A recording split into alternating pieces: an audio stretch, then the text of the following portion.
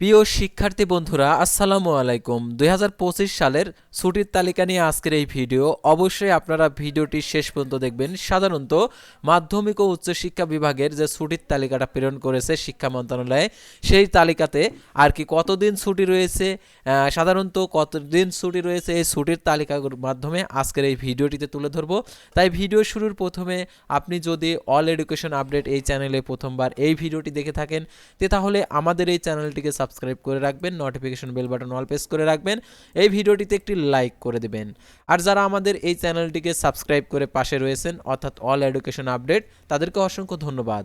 তো এখন দেখে দিচ্ছি অর্থাৎ যে ২০২৫ সালের যে ছুটির তালিকার নতুন নীতিমালা অনুযায়ী কতদিন রয়েছে।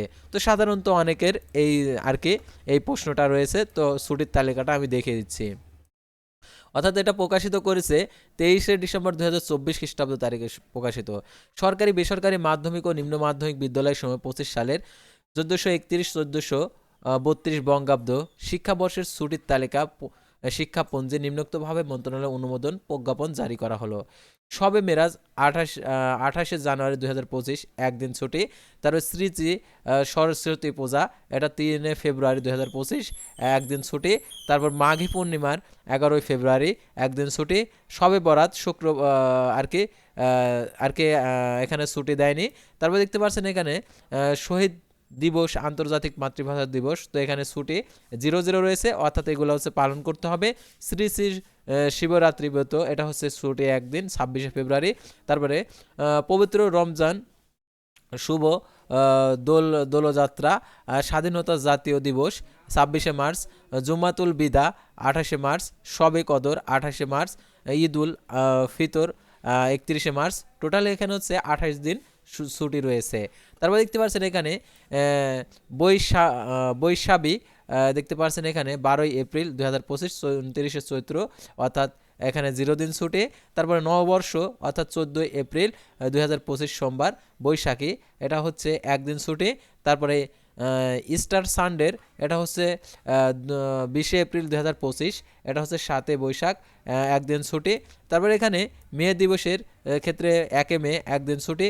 বৌদ্ধ পূর্ণিমার, বৈশাখী পূর্ণিমার আর কি 11 মে 2025 একদিন ছুটি। সবে ঈদুল আজহার 7 জুন গ্রীষ্মকালীন অবকাশ, এটা হচ্ছে টোটাল হচ্ছে 15 দিন ছুটি। তারপর দেখতে পাচ্ছেন আশুরার 6 জুলাই একদিন ছুটি। তারপরে শুভ জ্যৈষ্ঠমী, এটা হচ্ছে 0 দিন। তারপর হচ্ছে আখেরি সাহার সোমবা, এটা হচ্ছে একদিন ছুটি। ঈদে মিলাদুন নবী সাল্লাল্লাহু আলাইহি সাল্লাম এখানে ছুটি দেয়নি। তারপর দুর্গা পূজার জন্য 8 দিন ছুটি দিয়েছে। তারপর শ্রী শ্রী শ্যামা পূজা, এটা হচ্ছে একদিন ছুটি। তারপরে আরও যে ছুটির তালিকাগুলো রয়েছে সেগুলো দেখিয়ে দিচ্ছি।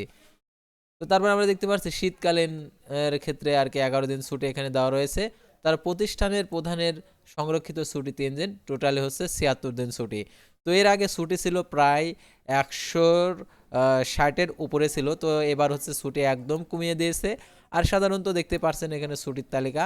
আর নির্বাচনী পরীক্ষার ক্ষেত্রে ফলাফল প্রকাশ, অর্ধবার্ষিক, প্রাক নির্বাচনী পরীক্ষার ফলাফল প্রকাশ, নির্বাচনী পরীক্ষার, তারপর বার্ষিক পরীক্ষা, অর্থাৎ 3টা পরীক্ষার ক্ষেত্রে 12 দিন করে ছুটি রয়েছে, অর্থাৎ দিন সংখ্যা অর্থাৎ পরীক্ষার দিন অর্থাৎ সময়সূচি।